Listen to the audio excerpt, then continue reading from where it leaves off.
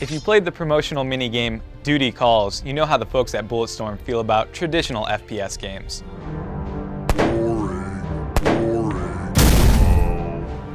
Bulletstorm seeks to shake up the genre by adding innovative weapons, over-the-top dialogue, and a whole lot of ways to kill people.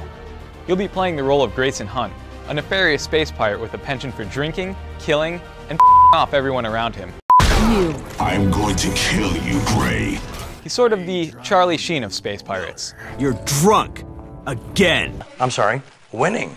Now, Grayson's upset with his former boss, General Serrano, and in an alcohol-fueled rage, he attacks Serrano's ship and winds up crash-landed on the planet Stygia. Here's where the fun starts.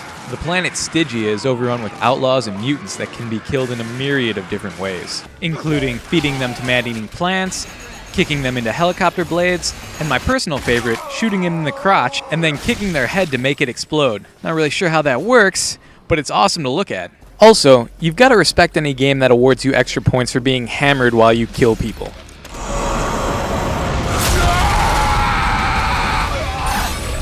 Each time you perform one of these skill shots, you rack up skill points, which you can then spend on an awesome array of weapons. Similar to Dead Space 2, each weapon in Bulletstorm has a regular fire mode and a secondary fire mode.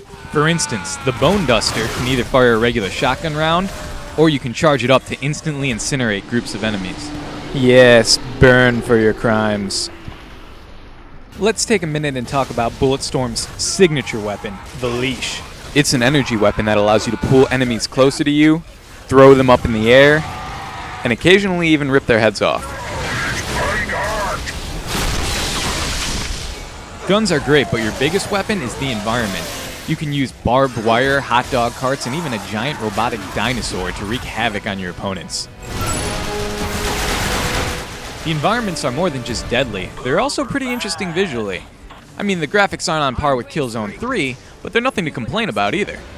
And while Killzone may have Bulletstorm beat in terms of graphics, I found Bulletstorm's controls far easier to handle. If you have any FPS experience, you'll find the controls very intuitive. You'll be leashing enemies around like unruly terriers in no time. There's no cover system in Bulletstorm, which doesn't really matter because unless you're playing on the hardest difficulty, bullets pretty much bounce off of you. It's more like a bullet drizzle or a light bullet mist than a bullet storm. I'm sure the lack of cover system is going to irk some players, but I've never really been a fan of cover-based combat, and I prefer to slug it out in the open anyway. Shit. Oh, and the dialogue in Bulletstorm. The writing in this game is, well, you gotta hear it for yourself. Yeah? Go yourself. You pals give chase, I will kill your What? What does that even mean? You're gonna kill my I'll kill your How about that, huh? Speaking of killing parties. And those were just the good guys. Where Bulletstorm really shines is in the bad guy department. General Serrano is, without a doubt, the best video game villain I've come across in a long time. I really, genuinely, from the bottom of my heart, want to put a bullet in this guy's eye socket. And that's a feeling other video game villains just don't give me. You festering holes! Either make with one sweet and sloppy apology, or I'm up your life!